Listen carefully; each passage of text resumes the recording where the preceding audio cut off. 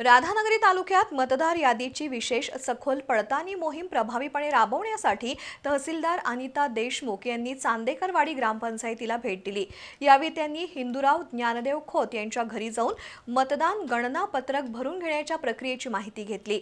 मतदान गणना पत्रक मतदारांना आणि मतदान नोंदणी अधिकाऱ्यांना भरून घ्यायचं असून पात्र मतदारांची नोंदणी करून निवडणूक आयोगाने दिलेल्या विहित नमुन्यातील फॉर्मवर मतदाराची सही किंवा अंगठ्याचा ठसा घेऊन ते संबंधित बूथ लेवल अधिकाऱ्याकडे जमा करणं आवश्यक आहे असंही त्यांनी सांगितलं।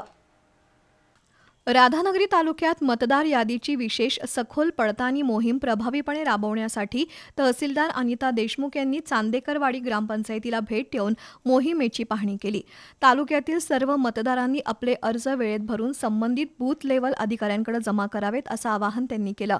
यावेळी त्यांनी बूथ लेवल अधिकारी आणि संबंधित कर्मचाऱ्यांना मृत मतदारांची नावं वगळणं, स्थलांतरित मतदारांची नावं हटवणं किंवा दुरुस्त करणं तसंच मतदारांच्या नाव, पत्ता व या तपशीलातील त्रुटी दुरुस्त करण्याच्या सूचना दिल्या। या मोहिमेमुळे दुबार मतदारांची नावं कमी होऊन प्रत्येक मतदाराला केवळ एका ठिकाणी मतदान करता येईल असंही त्यांनी स्पष्ट केलं। ही विशेष सखोल पडताळणी मोहीम 29 जुलैपर्यंत राबवण्यात येणार असून संबंधितांनी जबाबदारीने काम करावं असे निर्देश तहसीलदार देशमुख यांनी दिले। निवडणूक आयोगाने दिलेला फॉर्म भरून त्यावर मतदाराची सही किंवा अंगठा घेऊन बूथ लेवल अधिकारी यांच्याकडे जमा करावेत। जर फॉर्म मतदारांनी भरून दिले नाही तर त्या मतदाराचं मतदार यादीतून नाव कमी होणार आहे। त्यामुळे तालुक्यातील सर्व मतदारांनी नेमलेल्या बूथ लेवल अधिकाऱ्यांकडे आपले अर्ज भरून जमा करावेत असं आवाहन केलंय। निवडणूक आयोगाने जे मतदारांना फॉर्म दिलेले आहेत ते तुम्ही भरून द्यायचे आहेत। याची सगळी माहिती जी आहे ती BLO जवळ आहे, ती बरोबर आहे का हे तुम्ही सांगायचं आहे आणि त्या फॉर्मवरती सही आणि अंगठा सही किंवा अंगठा तुम्हाला करायचा आहे। जर हे फॉर्म तुम्ही भरून दिले नाहीत तर तुमचे मतदार यादीतील नाव कमी होणार आहे।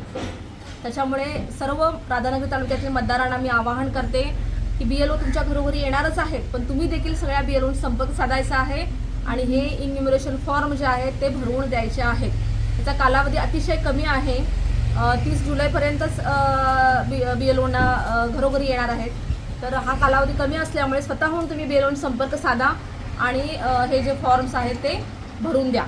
धन्यवाद। तर ग्रामपंचायतीच्या मृत्यू नोंदणी रजिस्टरची तपासणी करून मृत मतदारांची माहिती संकलित करण्याच्याही सूचना त्यांनी दिल्या। यावेळी ग्राम महसूल अधिकारी विजय पाटील, ग्रामपंचायत अधिकारी बाबूराव तावडे, सरपंच सीमा खोत, मनीषा सावंत, अंगणवाडी सेविका, आशा सेविका, ग्राम महसूल अधिकारी उपस्थित होते।